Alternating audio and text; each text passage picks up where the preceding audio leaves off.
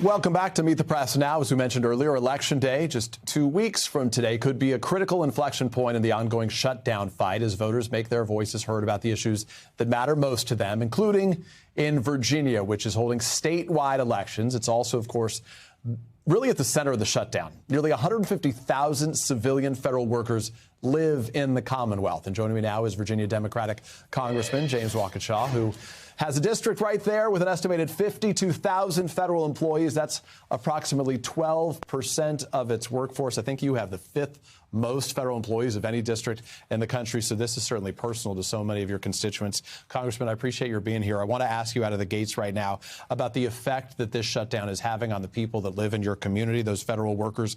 What is your message to those workers who are either being furloughed and in many cases fear they could be fired as a function of this? So the federal workers I represent and those in Virginia and across the country have lived through 9 months of a constant barrage of attacks from the Trump administration. Many have been fired. I'm interrupting you briefly because your mic isn't working for us properly, and we got it again. So I want to ask you that question again so the audience gets to hear what you just told me. What are you saying to your constituents? I am saying that I'm here in Washington, ready, as all Democrats are, to negotiate a compromise that reopens the government and addresses the health care crisis that we're facing, and hopefully secures some protections for federal workers moving forward who have faced an all-out assault from the Trump administration over the last 9 months. So let's be clear about this. You're open to a compromise. That's basically what the Democrats view is the compromises you view at health care and reopening the government. Republicans say reopen the government, then we'll talk about the health care issue, the premiums going up for so many Americans. Yeah. Why not do one, then the other? I wish I could trust my Republican colleagues and their stated commitments to address the health care issues, but this is a group of folks who have spent 15 years trying to repeal the Affordable Care Act, who just passed a so-called big, beautiful bill that slashes Medicaid, rips health care from working families. So I don't trust them when they say they're committed to addressing the skyrocketing premiums that Americans are about to experience. Is there a risk that you, as a Democrat in a state like Virginia and the district that you're in right now, are between a rock and a hard place, which is to say, on the one end, your constituents are potentially losing their jobs and not getting paid right now. In many places, people are relying on the benefits and the generosity of neighbors in their communities to get food on the table. And on the other hand, you want to get these premiums. The bottom line is they're getting hurt either way. Is there some other solution that you can propose, which is get them back to work and then deal? Is it just all a function of trust? Well, I've talked to hundreds of federal workers before and during the shutdown, and almost to a person, they want to see us standing up to the Trump administration because you mentioned federal workers losing their jobs. That's what's been happening for the last 9 months. So they've been under attack by the Trump administration.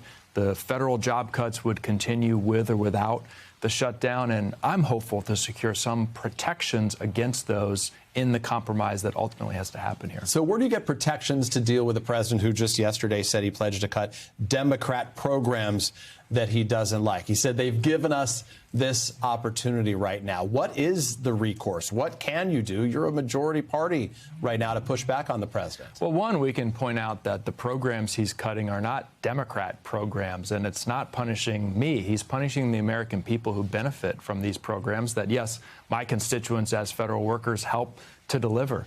I'd like to see a commitment and an end to the rescissions where the Republicans essentially renege on spending deals. Is there any mechanism to do that? Well, the Democratic bill that Democrats have put forward in both the House and Senate would do that. And this is the challenge we're in, right? The Democratic bill, I concede, doesn't have 60 votes in the Senate, nor does the Republican bill. So I think most Americans out there understand, in their families and businesses, if you have two competing proposals and neither get enough support, you come together, sit down, and compromise. So do you have any sense right now, there's a real sense this could go on for a while? It's already the longest full government shutdown we've ever had. We're day 21, 22, depending how you do your count right now. Are you having any conversations that give you a sense of the timetable for this? Is there any reason for optimism in this conversation? Well, one, I think President Trump likes to break records, and he already holds the record for the longest shutdown in history in his first term. I fear that he wants to break a record. That's not a reason for optimism. No, it's not. I fear that he wants this to be even longer. But a reason for optimism is there's reporting today that Republicans internally are getting nervous about the ACA premium increases that are going to start hitting Americans on November 1st when they try to log in to healthcare.gov and look at their healthcare coverage for the next year. They're starting to talk about what a package could look like. So I think they're starting to feel the pressure from their constituents on this healthcare crisis. Obviously, Democrats are in the minority. The president won. He won all 7 swing states, didn't win the state of Virginia, of course. But do Democrats need to make some concessions in this, given where the country is, at least in its most recent national election? I think the answer is yes. In a negotiation, everyone has to compromise. And the bill that Democrats put forward in both the House and Senate has a long list of Democratic priorities. What's one key place that the Democrats, we being you, are willing to compromise? Well, look, we have laid out a plan to cancel the cuts to Medicaid, the $1 trillion cuts to Medicaid. I think what we've said from Democrats is, look, we're going to prioritize the ACA premium credits, which is the most urgent crisis, and we're willing to continue the fight on the Medicaid cuts into the next year. So that's a compromise right there. We got 1,000 things we'd like the Trump administration to do differently. Our proposal puts forward a handful of things that are urgent and the American people need to be dealt with right now. Let me ask you about one of the key issues that's on the plate for a lot of voters in your state right now, the election being held just 2 weeks away.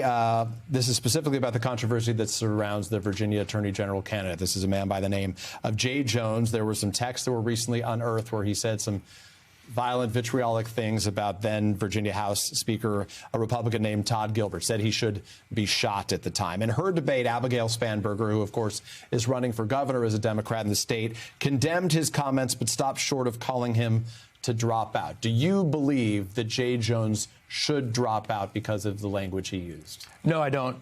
Ballots have already been cast. The election started weeks ago. I think the comments he made in that private text exchange were abhorrent.